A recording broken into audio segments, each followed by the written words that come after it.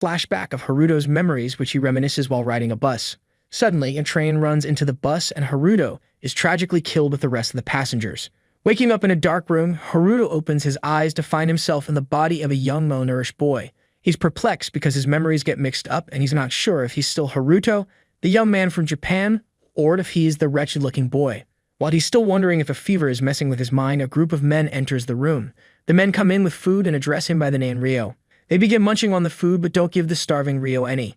To make things worse, they lament that he stinks and his stench is affecting the taste of their food. After they send him out to take a bath, the hungry Ryo is more concerned with finding food, so he searches for some berries in the bushes to eat. While looking through the bushes, Haruto's memories run through his mind and he remembers he was a 20-year-old student from Japan. Despite the flashbacks, Haruto forces himself to forget the memories because he's now Ryo, a poor boy living in the slums of the kingdom of Beltram. Now accepting that he's Ryo, he decides to focus on his mission to avenge his mother who was murdered by an unknown man. He remembers how he lived with his mother in a small house and how she told them they were immigrants from a land where everyone has dark hair. Ryo is drawn out of his thoughts when 4 people in white robes approach him to ask him if he saw a girl with purple hair. Initially, he's intimidated by them, but then the white-haired girl among them introduces herself as Celia and asks him more politely. Ryo then tells them that he hasn't seen her, and then Celia casts a spell to detect nearby magic users. She then notices that Ryo possesses a lot of magic power. Although they're unable to find the girl, Celia gives Ryo a bag of coins to thank him for his help before leaving. After hiding the bag of coins in his clothes, Ryo returns to the house he woke up in, but is immediately attacked by a masked man. Thankfully, the assailant's knife hits the bag of coins, so Ryo is unharmed. However, he prepares to continue his attack, but suddenly, time stops and the ethereal projection of a pink-haired girl appears to him. She touches his cheeks and teaches him how to use his magic abilities. Ryo begins emitting a magical aura, and as time continues, he combines Haruto's memories of martial arts with his new powers. Using the knowledge the pink-haired girl gave him, he casts a spell to enhance his physical abilities and knocks out the masked man. After defeating the man, he hears noises coming from a bag in the room and finds a purple-haired girl inside it. She asks him to take her to the royal castle, but suddenly faints when she sees the unconscious masked man. Ryo decides to take her to the castle, but he gets spotted by the people in robes from earlier. They assume that he's one of the kidnappers and take him to the castle for interrogation. Meanwhile, back in the house where Ryo was attacked, royal guards inspect the place and find the masked man who's regained consciousness, but before they can question him, a mysterious hooded man watching from afar crushes a red crystal which causes the suspect to die, foaming at the mouth. In a dungeon under the castle, Ryo is tortured severely by Charles, a vice-captain of the Knights. Charles wants Ryo to admit that he's one of the princess's abductors, but he insists that he's innocent. A while later, the purple-haired girl, who is the princess named Flora, wakes up in her room. Celia and a pink-haired woman named Vanessa, who was watching over her, tell her what happened while she was unconscious. Immediately, Princess Flora asks to see Ryo, so they take her to the dungeon. Entering the dungeon, Celia and Vanessa are horrified to see what Charles had done to the young Ryo. Flora then explains that he's innocent and was the one who saved her from the abductors. She then rushes to Ryo after asking Charles to set him free. Using her special magical abilities, Celia heals Ryo's wounds and he passes out. Later, Ryo wakes up in one of the palace rooms and Celia apologizes to him for what the royal guards had done to him. She also tells him that the king would like to thank him for saving Princess Flora. In the royal throne room, the king sits with the queen and his 2 daughters, Princess Flora and Christina. A while later, Ryo is brought before them with a nice haircut and nice clothes after being cleaned up. The king then thanks him for saving Princess Flora and decides to show his gratitude by allowing him to attend the Beltram Royal Academy. Ryo accepts the offer and gets enrolled in the primary school. However, when Celia, who is a teacher in the school, introduces him to the other students in his class, Ryo immediately feels out of place because the nobles make fun of him for being a commoner. After school, Ryo visits Celia at her research lab and asks her to teach him how to read and write. Celia then reveals that she's only 12 years old but skipped all the grades until she graduated because she was so brilliant. While tutoring Ryo, Celia notices that he gets all the answers in the assignment correctly, so she is pushed to tell him that Princess Christina is the only other person in the class that got all the answers correct. After the lesson, Celia gives him some children's novels to read so he can improve. Sometime later, Ryo's class takes part in combat lessons and sword fighting. The students use wooden swords to spar with each other, and Ryo uses the knowledge of martial arts he gained as Haruto in his past life to ace the tests, and he even impresses the instructor. After seeing his display of excellent swordsmanship, the instructor offers him a chance to join the Royal Knights, but he politely declines it. One day, Ryo begins to recall memories from Haruto's life and even remembers his childhood friend Miyaru. He gets angry with himself for dwelling on Haruto's problems and decides to focus on his new life and move on. 5 years later, Rio gets chosen to represent the Beltran Royal Academy in a tournament against the Royal Guards. However, another student named Alphonse is not happy with the selection and claims that Rio shouldn't get the slot because he's a peasant. At school, Rio helps Celia in the library, and she commends him for his tremendous progress since he enrolled in the academy 5 years back. He responds by teasing her about how she hasn't grown since they first met. Later, the two have tea and Rio reveals that he would like to travel to his parents' homeland in the Yaguma region after graduation, especially because of how badly he's treated by other students. Sometime later, the exhibition tournament between Beltran Royal Academy and the Royal Guards commences. Alfred, the referee, begins the first match, which is between Rio and Charles, the vice-captain of the Guards who tortured him 5 years ago. Charles attempts to intimidate Rio by mocking him, but he is unfazed and prepares to have the revenge.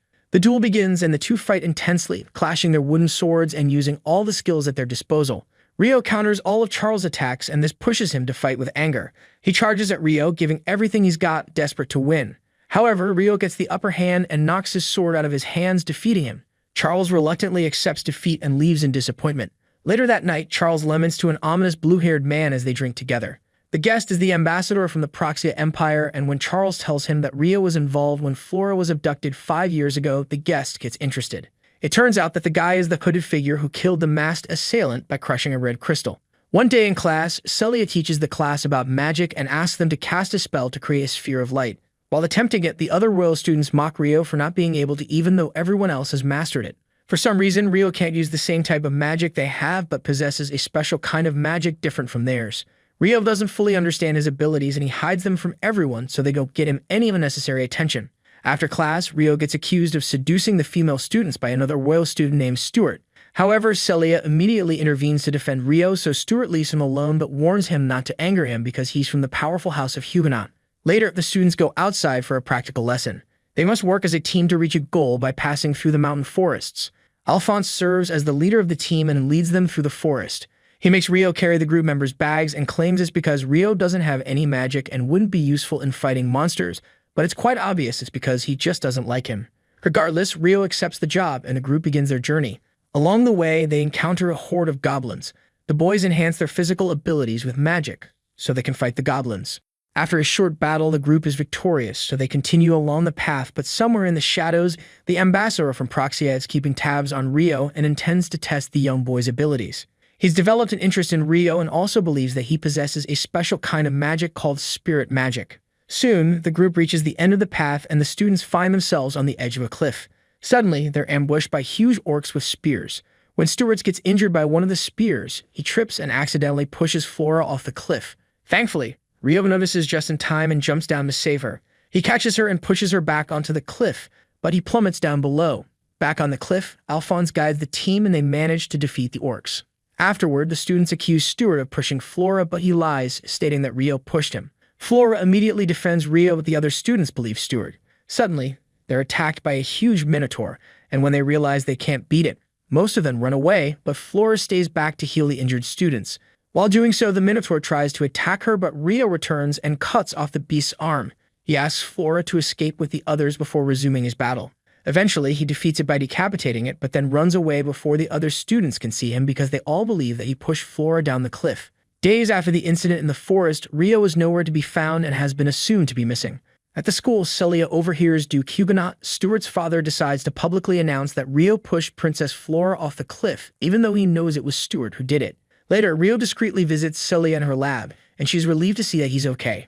She tells him about the Duke's plot and is enraged by it, but Rio is not bothered by it and tells her that nobody would believe him. To save himself from further problems, he decides to travel to the Yaguma region, where his ancestors lived, and promises Celia that they'll meet again. Afterward, he leaves, but Celia is heartbroken because it seems she has fallen in love with him. After traveling for 3 days, Rio reaches the kingdom of Galark. He gets to a market town and decides to get some food, unaware that someone is following him. Rio leaves the town when he is done buying the food and condiments to continue his journey through the forest. Somewhere in the forest, he comes across a beast girl that looks to be unconscious. He approaches her, but she suddenly wakes up and spits a poison spike at him. Rio kicks her away and his vision begins to get blurry from the toxin, but he notices that she has animal ears. He then concludes that she is a beast girl and uses his magic to neutralize the poison. Seeing this, the girl declares that she's going to kill him and begins attacking him with her knives, but he manages to pin her to the ground. As she struggles on the ground, Rio calms her down with a spell that makes her fall asleep. Rio notices that she has a cooler of submission on her neck, so he uses a magic spell he learned from a book he read to get it off. In a flashback, it is revealed that the Beast Girl's name is Latifa, and that she died in the same train accident as Haruto. She got transported to the same fantasy world, but got reincarnated as a Beast Girl, and then captured by the Huguenot family. She was trapped in a dungeon where Stuart would treat her cruelly every day. Latifa soon wakes up, and Rio tells her that he took off the collar of submission, which makes her thank him with tears of joy. She explains that she doesn't know anything about her master except Stuart's name. Rio immediately concludes that it's the same Stuart from the Royal Academy, and that Latifa was sent to kill him by the House of Huguenot.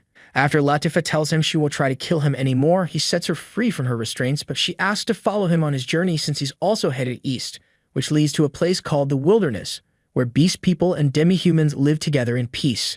Rio agrees, and the two continue the journey on which they have dangerous adventures. One night, Latifa starts talking in her sleep about her parents in Tokyo. After listening to her, Rio realizes that she died in the same accident as him but decides not to say anything about it. Some nights later, Latifa is having nightmares, so Rio calms her down with a magic spell and notices that the fire outside their camp suddenly went out. Going out to investigate, he sees a large wolf that suddenly disappears into a blinding ray of light. He then uses his magic to detect 3 demi-humans around the hut. 2 of them find Latifa sleeping and discover that she was put to sleep using spirit magic. As a result, they conclude that he kidnapped her, and so the one named Yuzuma attacks him with a powerful magic blast, and he passes out. Rio wakes up later to find that he's tied to a bed by the demi-humans. Suddenly, Latifa wakes up and rushes to check on Rio when she realizes what happened. Realizing their mistake, the demi-human girls apologize to Rio for capturing him as they remove his restraints. An old lady among them named Ursula also apologizes to him and tells him that he can stay in the room to recover. The next morning, Rio wakes in the village where the demi-humans took him to, and their leader, Ursula, shows him around the place.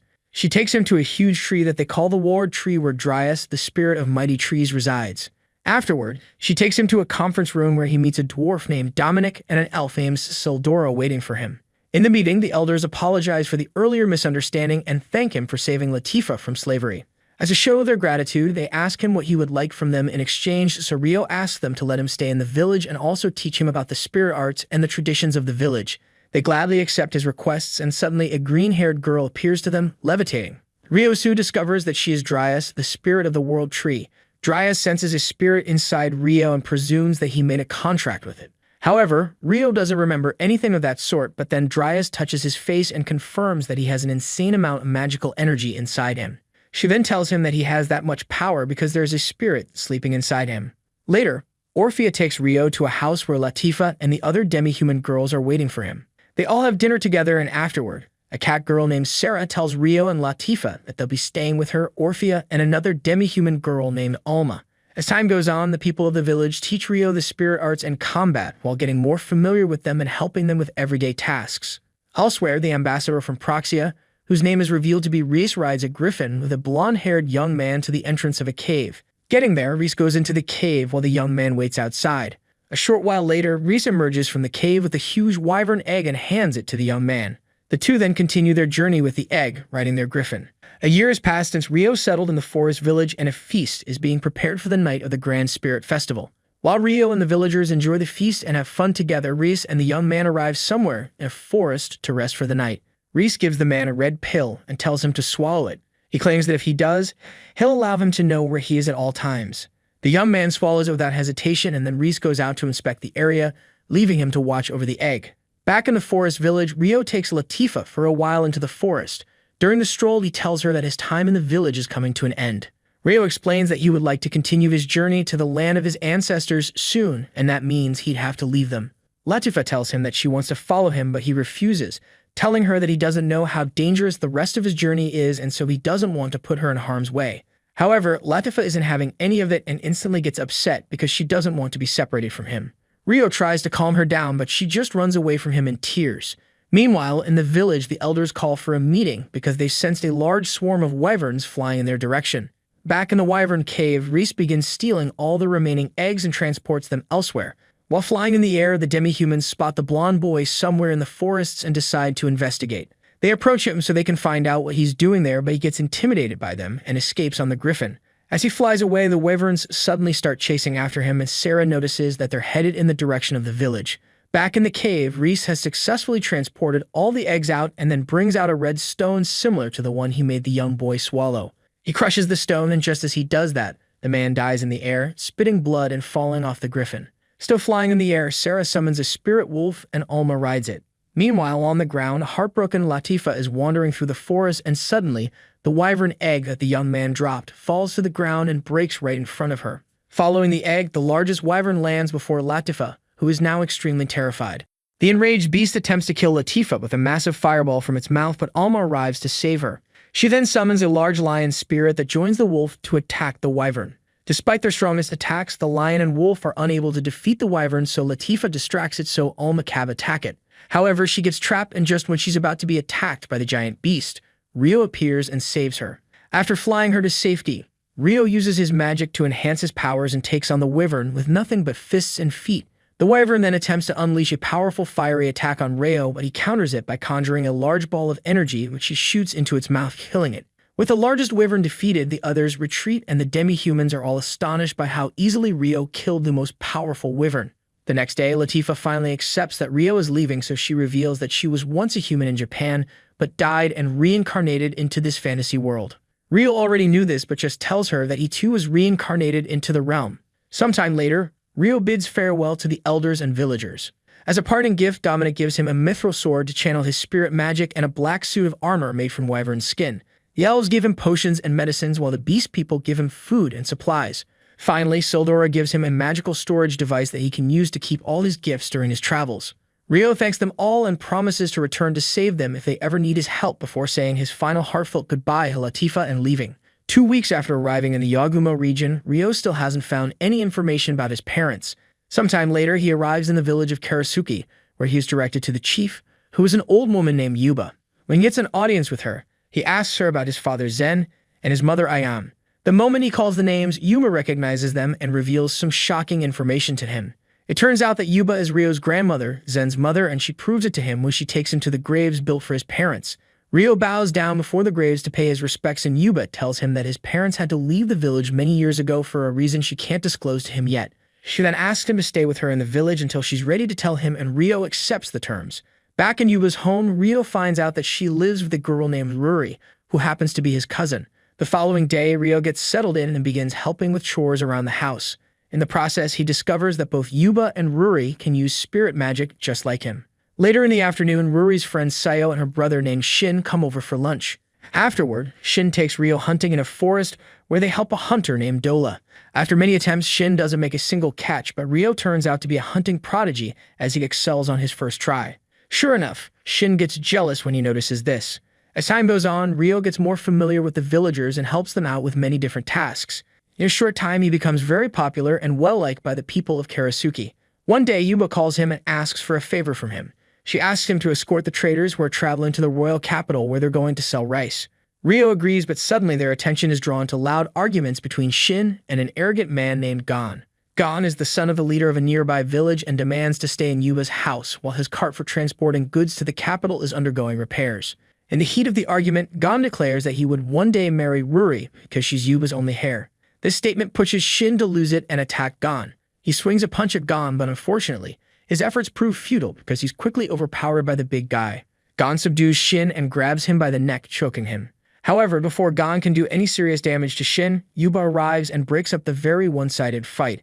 The elderly leader decides to disregard the incident, assuming it was a misunderstanding, and allows Gon to stay in a guest house until his cart is repaired. To keep her safe from Gon, Yuba allows Sayo to stay in her house. Later that night, Rio meets with Ruri and gives her a red stone. He tells her it's a protective amulet and asks her to keep it in a corner of her room. Elsewhere in the guest house, Gon hangs out with his slacker friends while drinking. They chat, and it turns out that the cart wasn't damaged by accident. They had intentionally broken it so that they would have an excuse to stay in Karasuki village while plotting a wicked scheme. The following day, a man arrives riding a horse. The man appears to be very kind and introduces himself as a tax examiner named Hayat. Along with 2 of his helpers, Hayat examines the villagers' crops, and afterward, Yuba hosts him in her house where he has dinner. Later that night, Gon sneaks into Ruri and Sayo's room. While the girls are sleeping, he attempts to execute his nefarious plan but stops when he sees Rio entering the room. Rio had sensed his presence in the building thanks to the protective amulet he gave Ruri earlier. Without hesitation, Rio grabs Gon and gives him a serious beating, and it's not just because he invaded the girl's room. Unfortunately for Gon, he also reminds Rio of the man who killed his mother, and so he has even more motivation to pummel him mercilessly. Ryo punches Gon so hard that he almost kills him, but Hayat arrives in the room just in time to stop him. While using his magic to heal Gon's severe injuries, Hayat assures Ryo that he'll take the invader to a prison camp the next day. After that, Ryo goes outside to spend time alone, and as he gets lost in thought, he realizes how he completely forgot about his mission to avenge his mother. He thinks about how his life changed drastically ever since Haruto's memories and personality got mixed up with his and how he could have killed Gon, but Haruto suppressed his darker thoughts. The next day, Ryo apologizes to everyone for his violent behavior the previous night, but instead of getting scolded, everyone thanks him for saving the girls who were in a very vulnerable position. As promised, after saying his goodbyes, Hayat takes Gon and his goons and places them in the back of a cart to be transported to the prison camp. Before Hayat leaves, Yuba calls him to give him a letter to deliver to his father, Lord Gyuki. At the same time, Shin, Dola, Seo, and Ryo set off on their journey to the royal capital where they will sell their rice. After traveling for a few days, they arrive at the royal capital and find a place to stay for a while. While the others stay back, Dola takes Shin and Ryo to a restaurant for drinks. After having a few drinks, they exit the place and Shin personally thanks Ryo for saving his sister from Gon the other night. Shortly after, Shin decides to take Seo to the market and offers to buy her something nice to thank her for helping take good care of him since they first met. When they get to the market, Seo picks out a hair decoration so Ryo buys it for her. This kind gesture causes Seo to realize that she may have developed strong feelings for Ryo and she wonders if she's in love with him. Elsewhere, Hayat arrives at a large house and gives his father, Lord Gyuki, the letter that Yuba gave him before he left the village. A wave of surprise washes over Gyuki's face as he reads the letter. Sometime later, Gyuki finds Ryo and invites him to his house. It turns out that Gyuki and his wife, Kyoko, once served as attendants to Ryo's mother, Ayam, who was once the daughter of the royal family of Karasuki. 20 years ago, the kingdom of Karasuki was at war with the Rokurin kingdom. As a result, Ryo's father, Zen, who was serving as a soldier in the Karasuki army, rose through the ranks, which granted him a practice match against Gyuki. The two engaged in an intense duel, and afterward, Gyuki couldn't help but admit that Zen was a very skilled fighter. Gyuki was so impressed by Zen's sword fighting and combat skills that he suggested that he become a guard of the Karasuki royal family. After joining the royal guards, Zen met Ayam, and it's safe to say that was the beginning of their love story. Around that time, the Karasuki kingdom signed a peace treaty with the Rokurin kingdom, which was supposed to finally bring peace between the two countries. However, during the signing of the peace treaty, the prince of the Rokurin kingdom took an interest in Ayam and ordered his attendant to kidnap her. Before the messenger could do this, however, Zen arrived just in time to knock him out and save Ayam. Unfortunately, Zen didn't just knock him out because he accidentally killed him with his attack. Soon enough, word got out and the prince of Rokurin was so enraged that he ordered that Zen be executed immediately. He also took the opportunity to demand Ayam's hand in marriage as the only condition to keep the peace between the two nations. With no other choice, Zen and Ayam fled the kingdom together. As Gyuki concludes the story he was telling Ryo, he invites him to meet his grandparents who are the current king and queen of Karasuki Kingdom. The next day, Ryo goes to the royal palace and introduces himself to King Homura and Queen Shizuki, still a bit astonished that they are his grandparents. He then tells them the story of how Ayam was viciously murdered by a red-haired man named Lucius. Ryo recalls that Lucius was an adventurer who worked closely with his father Zen. He remembers his early childhood and how Lucius helped them a lot after his father's death, but suddenly attacked him one day and forced him to drink a strange potion. Ayam saw when this was happening, so she intervened to save Ryo but got killed by Lucius, who had a sinister expression on his face the whole time. After that incident, Ryo's life changed forever because he found himself in the slums where he lived a horrible life until the day he came across Princess Flora. Finishing his story, Ryo swears that he would one day avenge his mother and the king supports him. To prepare Ryo for his quest, his grandfather first decides to test his strength by making him spar with Gyuki, who is Karasuki's strongest warrior. With the king and queen seated, the sparring match between them begins in the courtyard. The two fight in an intense duel, and it initially appears that they're both evenly matched. However, Gyuki decides to take things up a notch. He gets serious and engulfs his sword with magic energy and hurls a powerful sword slash at Ryo. At this point, it seems like game over for the young man, but he manages to counter the mighty attack with a clever water spell and gets his sword to Gyuki's neck, which wins him the match.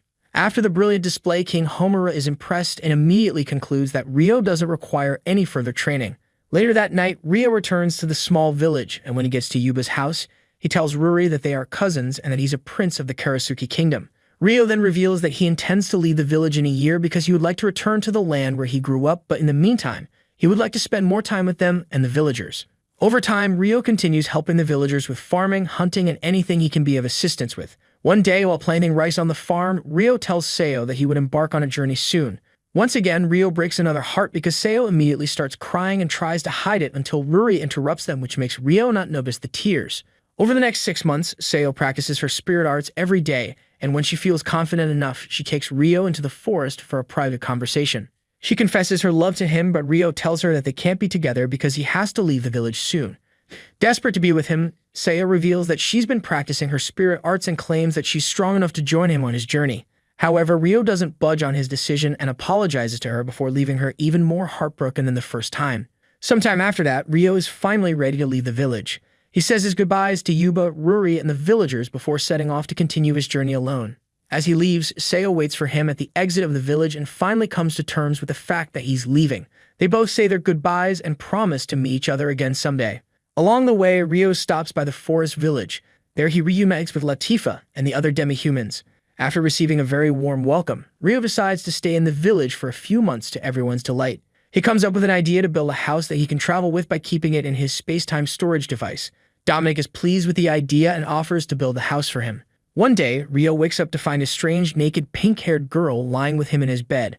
Rio is startled, but the mysterious girl reveals that she's a spirit who made a contract with him, but doesn't remember how. Even worse, she doesn't know how they got separated and doesn't know her name as well. She tells him that all she knows is that exists for him and refers to him as Haruto as she communicates with him telepathically. After promising not to tell anyone about his past life, she asks Rio to give her a name since she can't recall hers. The naked spirit girl finally creates a dress for herself using spirit magic, and as soon as Rio sees her, he begins recalling memories of Miharu, his childhood friend when he was Haruto. Suddenly, Rio comes up with the name Asia, which means beautiful springtime in the beast people's language. She accepts the name and then Rio takes her to Dryas, but the tree spirit has no idea why Asia lost her memories. Asia chimes in, revealing that she is excellent in all elements of spirit magic, which is extremely rare. To understand just how powerful Asia is, Rio decides to fight her. During the fight, Rio uses all the skills and magical attacks he can come up with, but in the end, it appears that they're equally matched because she manages to counter every one of his attacks and mirrors his fighting techniques. After the fight, Dryas decides to teach Asia everything about spirits. Days pass after that, and Asia gets used to life in the forest village. When Dominic finally completes Rio's house, so Rio reveals that he would be leaving the village in 2 days. Once again, before he leaves, the elders give him gifts, and this time, Ursula gives him a teleportation device so he can return to the village easily whenever he wants. Sildura gives him earrings that he can use to change his hair color and disguise himself. After bidding everyone farewell, Rio departs with Asia. Before returning to the land where he grew up, Rio takes a detour and decides to visit Celia in the kingdom of Beltrum. Arriving in the capital of the kingdom, Rio changes the color of his hair so that nobody recognizes him. Now maintaining a low profile with his disguise, he and Asia go to a bakery. Inside the bakery, Rio and Asia listen to some people and overhear the news of a noble's wedding parade the next day. Later that night, Rio and Asia go to the Royal Academy where Celia teaches and stealthily sneak into the building. Inside, they manage to get past the guards undetected and make their way to Celia's lab. However, Rio is shocked to find that the room is empty unlike when he left it. Desperate to find answers, Rio and Asia leave the lab, and when they find some other teachers, Asia uses her spirit magic to hypnotize one of them. Now under his spell, the man reveals that Celia is getting married to Charles, the royal guard. Rio also finds out that while he was away, the kingdom of Beltrum suffered a huge defeat to the Proxia Empire. The hypnotized man rambles on and discloses that Charles started peace negotiations with the Proxia Empire because the royal family of Beltrum lost its power. After the Huguenot family ran away from the capital, the House of Arbor arranged a political marriage with the House of Clare as a means of securing more power. Hearing this, Rio presumes that Celia is being forced into the marriage with Charles, and so he decides to go and see her after leaving the Royal Academy. Meanwhile, in her room, Celia has accepted her fate and is prepared to become Charles' property the moment they get married. As far as she's concerned, she doesn't have a choice, and so she's ready to go ahead with the marriage if it will protect her and her family. As she drinks tea, she looks into her drawer and stares at the letter Rio sent a long time ago, wishing she could see him one more time because she still has feelings for him. Sneaking into the building, Rio enters Celia's room and she's shocked to see him after so long. It's been 4 years since she saw him last, and so she's finding it difficult to keep her composure. However, Rio is more concerned about something else. He goes straight to the point and asks her if she's honestly happy with the marriage arrangements with Charles. Although it's quite obvious she's lying, Celia insists that she's happy with the arrangements and is prepared to go ahead with the marriage. It appears that Rio sees through the facade because he senses something fishy, but before he can make his point, Celia asks him to leave so that they don't get caught and cause any scandalous rumors or worse, get him in serious trouble. After he leaves the house, Celia locks herself in her room and bawls her eyes out. The following day, everyone gets prepared for the wedding, and Charles finally introduces Celia to his 6 other wives. The women mock her and inform her that she's going to be the lowest ranked among them. When Princess Christina arrives, she asks to speak with Celia in private and takes her away from the mean wives. Christina congratulates Celia on her wedding and hopes for the best. When Duke Huguenot fled the kingdom, he kidnapped Princess Flora and took her with him. This made the Beltram family lose respect and power, and now Christina feels responsible for Celia's forced marriage. Hoping to one day make things right, Christina vows to do anything she can to help Celia whenever she gets the chance. The wedding parade soon begins and a sea of people has gathered to watch. Hidden in the crowds are Aisha and Rio, who are still disguised. The wedding coach stops and Celia is about to get off it. As Charles stretches out his hand for her to take, Celia recalls her conversation with Rio the previous night. She remembers asking Rio if he was willing to marry her and ready to take her to a distant land where they'd be together. Celia is drawn out of her thoughts when Charles calls her name, urging her to take his outstretched hand. With a sigh of defeat, she takes the hand, believing that she is nothing more than a doll and would soon become Charles' property. Suddenly, they hear the guards shouting for someone to halt, and when Celia looks over, she realizes that it's Rio disguised, running toward the coach. The guards try to hold him back with a human blockade, but he easily breaks it by blasting them with a powerful wind attack. Next, the mage squad attempts to contain him by shooting him with photon bullets, but Rio dodges all the attacks and simply leaps over them. Rio finally gets to the coach, but then Charles' elite squad stands in his way. Celia gets worried, but Charles assures her that he's very confident in the squad and even refers to the incoming fight as a show before the ceremony. Charles is still bragging about the elite guards, but stops when he was that Rio is effortlessly defeating them. Still dazed by Rio's abilities, Charles just watches in awe and Rio lands a heavy punch in the gut when he's not expecting it. Charles falls unconscious after the blow, and then Rio grabs Celia and holds a knife to her neck in front of everyone watching. The people watch everything and become enraged, but Rio communicates with Celia telepathically. He tells her that it's him and assures her that he won't hurt her. Rio tells her that it's all an act and reveals that he knows she's not getting married at her own will. He then asks her again if she wants to proceed with the wedding. As he holds the knife against her neck, Rio remembers the memories of his mother and is determined not to stand by and lose someone important to him because he knows he'll regret it for the rest of his life. Initially, she's reluctant to respond, but Rio assures her that he can end the wedding immediately if she wants him to, and that he can even take her far away with him. Hearing these words makes Celia finally admit her true feelings and confesses that she wants him to end it and take her away. Without waiting any time, Rio tells Charles that he's kidnapping Celia and asks her to play along with his act. He then carries her in his arms and begins running away, but the guards and mages attack and pursue him. While running, Rio fights off all the guards, and when he realizes that the heat has become too much, he jumps down into a dark alley and hands Celia over to Aisha. He plans to serve as a distraction while the girls escape the royal capital together and meet up with him later at a rendezvous point. After going over the plan, the girls leave and Rio returns to the streets to battle it with all the guards. Even though it's an intense fight, Rio single-handedly takes on all of them while doing his best not to kill anyone. When it becomes clear that he's too powerful for the average guard, Alfred, the strongest knight in the kingdom, emerges from the crowds wielding a mighty sword. The two heavyweights clash swords in a fierce battle, and Rio notices that Alfred's sword is coated with magic. Although Alfred has the power hand, Rio still manages to block and dodge all his attacks. Alfred attempts to end the fight quickly by casting a spell on his sword, which he uses to power up his sword before unleashing a devastating attack on Rio. When the dust settles, Rio is nowhere to be found, so Alfred orders his men to search for him. Meanwhile, outside the capital, Rio meets up with the girls at the arranged location and Celia thanks him for saving her. A thunderstorm is brewing and suddenly, huge beams of magical light running from the sky down to the ground start appearing all over the land. Aisha immediately senses that something is wrong and tells Rio that he must help someone in need. Elsewhere, a boy and two girls get themselves lost. They're then kidnapped and taken to another world by some bandits, but Rio appears and saves them. In an interesting twist, one of the people he saved turns out to be Naru, but she doesn't recognize him.